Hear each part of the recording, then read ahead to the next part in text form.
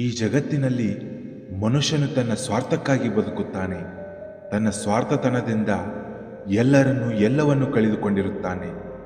ಹಿರಿಯರು ಒಂದು ಗಾದೆ ಮಾತನ್ನು ಹೇಳುತ್ತಾರೆ, ಒಬ್ಬನಿಗೆ ಮಿತ್ರನಾದರೂ ಪರವಾಗಿಲ್ಲ, ಆದರೆ ಶತ್ರು ಆಗಬೇಡ. ಈ ಗಾದೆ ಮಾತಲ್ಲಿ ಎಷ್ಟು ಅರ್ಥ ಇದೆ. ನಾವು ಇನ್ನೊಬ್ಬರ ಬದುಕಲ್ಲಿ ಸಂತೋಷವನ್ನು ತರದೇ ಇದ್ದರೂ ಪರವಾಗಿಲ್ಲ, ಆದರೆ ದುಃಖವನ್ನು ತರಬಾರದು.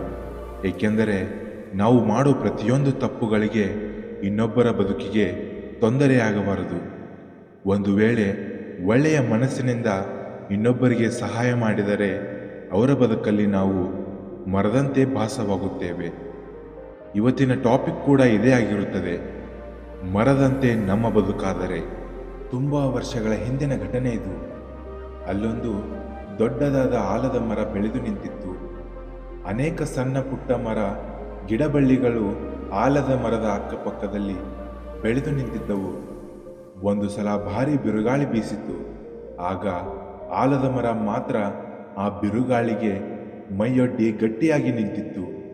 ಅದರ ಸುತ್ತಮುತ್ತಲಿದ್ದ ಮರ ಗಿಡ ಬಳ್ಳಿಗಳು ಬಿರುಗಾಳಿಗೆ ಸಿಕ್ಕಿ ಧೂಳಿಪಟವಾಗಿ ಬಿದ್ದವು.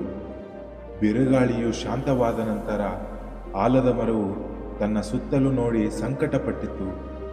ನನ್ನ ಸುತ್ತಮುತ್ತಲಿದ್ದ ಗಿಡ ಮರ ಬಳ್ಳಿಗಳೆಲ್ಲವೂ ನಾಶವಾಗಿ ಹೋದವು. ನಾನು ಬಿರುಗಾಳಿಯ ಹೊಡೆತಕ್ಕೆ ಗಟ್ಟಿಯಾಗಿ ನಿಂತ ಕಾರಣದಿಂದ ಬದುಕುಳಿದು ಬಿಟ್ಟೆ. ನಾನೊಬ್ಬನೇ ಒಂಟಿಯಾಗಿ ಹೀಗೆ ನಿಲ್ಲುವುದರಿಂದ ಏನು ಉಪಯೋಗವಿದೆ? ನಾನು ಬಿರುಗಾಳಿಗೆ ಸಿಕ್ಕಿ ನೆಲಕ್ಕುರುಳಿದ್ದರೆ ಚೆನ್ನಾಗಿರುತ್ತಿತ್ತು ಎಂದು ಅದು ಮನಸ್ಸಿನಲ್ಲೇ ಕೊರಗಿತು. ಹೀಗೆ ಹಲವಾರು ದಿನಗಳು ಕಳೆದವು. ವಸಂತಕಾಲ ಆರಂಭವಾಯಿತು. ಆಲದ ಮರವು ಚಿಗುರಿ ಹಚ್ಚ ಹಸಿರಿನಿಂದ ಕಂಗೊಳಿಸುತ್ತಿತ್ತು. ಆಲದ ಮರದಲ್ಲಿ ಆಟವಾಡಲು 2 ಅಳಿಲುಗಳು ಬಂದವು.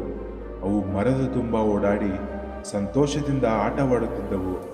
ಆಗ ಒಂದು ಅಳಿಲು, ಗೆಳೆಯ, ನಾವಿಂದು ಈ ಮರಕ್ಕೆ ಎಷ್ಟೊಂದು ಕೃತಜ್ಞತೆಯನ್ನು ಸಲ್ಲಿಸಿದರೂ ಸಾಲದು. ಈ ಮರವಿಲ್ಲದಿದ್ದರೆ ಅಂದು ಬಿರುಗಾಳಿಗೆ ಸಿಕ್ಕಿ ನಾವಿಬ್ಬರು ನಾಶವಾಗಿ ಹೋಗುತ್ತಿದ್ದೆವು.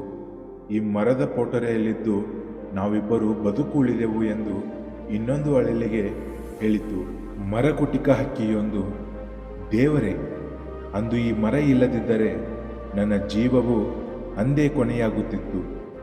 ರಕ್ಷಣೆ ಕೊಟ್ಟ ಈ ಮರಕ್ಕೆ ನಾವಿಬ್ಬರು ಜೀವನ ಪೂರ್ತಿ ಕೃತಜ್ಞತರಾಗಿರಬೇಕು ಎಂದು ತನ್ನ ಹೆಂಡತಿಗೆ ಹೇಳಿತು ಆ ಮರಕುಟಕ ಹಕ್ಕಿ. ಪೋಟರೆಯೊಂದರಲ್ಲಿ ವಾಸವಾಗಿದ್ದ ಮೊಲವೊಂದು ಅಂದು ತನ್ನ ಜೀವ ಉಳಿಯಲು ಈ ಮರವೇ ಕಾರಣವೆಂದು ಹೊಗಳಿತು. ಆಗ ಆಲದ ಮರಕ್ಕೆ ತಾನು ಇಷ್ಟೊಂದು ಪ್ರಾಣಿ ಪಕ್ಷಿಗಳಿಗೆ ಉಪಯೋಗವಾಗುತ್ತಿದ್ದೇನೆಂದು ಅರ್ಥವಾಯಿತು. ಆಲದ ಮರವು ಆಗ ತನ್ನ ಮನಸ್ಸಿನಲ್ಲಿ ಹೀಗೆಂದುಕೊಂಡಿತು, ಇದುವರೆಗೂ ಒಂಟಿಯಾಗಿ ನಿಂತು ಬಿಟ್ಟಿದ್ದೇನೆಂದು ಸಂಕಟಪಟ್ಟಿದ್ದೆ. ಈ ಪ್ರಾಣಿ ಪಕ್ಷಿಗಳೆಲ್ಲವೂ ನನ್ನ ಮಕ್ಕಳಿದ್ದ ಹಾಗೆ, ಅವುಗಳಿಗೆ ಸಹಾಯ ಮಾಡಲು ಸಿಕ್ಕಿದ್ದು ದೊಡ್ಡ ಭಾಗ್ಯ ಎಂದುಕೊಂಡು ಆಲದ ಮರ ಹೆಮ್ಮೆಪಟ್ಟಿತು. ಈ ಕಥೆಯ ಮೂಲಕ ನಾವು ತಿಳಿದುಕೊಳ್ಳಬೇಕಾದ ವಿಷಯವೇನೆಂದರೆ, ನಮ್ಮ ಜೀವನ ಆಲದ ಮರದಂತಾಗಬೇಕು. ಸಿಕ್ಕಿದ್ದರಲ್ಲಿ ಸಂತೋಷಿಸಿ ಅದರಲ್ಲಿ ತೃಪ್ತಿಗೊಂಡು ಆನಂದಿಸಬೇಕು. ನಮ್ಮ ಜೀವನವು ಇತರರಿಗೆ ಸಹಾಯವಾಗುವಂತಿರಬೇಕು. ಈ ವಿಡಿಯೋ ನಿಮಗೆ ಇಷ್ಟವಾಗಿದ್ದರೆ ನಮ್ಮ ಯೂತ್ ಮೋಟಿವೇಶನ್ಸ್ ಕನ್ನಡ ಚಾನಲನ್ನು ಲೈಕ್ ಮಾಡಿ, ಸಬ್ಸ್ಕ್ರೈಬ್ ಮಾಡಿ ಹಾಗೂ ಬೆಲ್ ಐಕಾನ್ ಮೇಲೆ ಕ್ಲಿಕ್ ಮಾಡಿ. ಧನ್ಯವಾದಗಳು. ಜೈ ಹಿಂದ್, ಜೈ ಕರ್ನಾಟಕ ಮಾತೆ. ನಾನು ನಿಮ್ಮ ಅಕ್ಷಯ್, ಸೈನಿಂಗ್ ಆಫ್.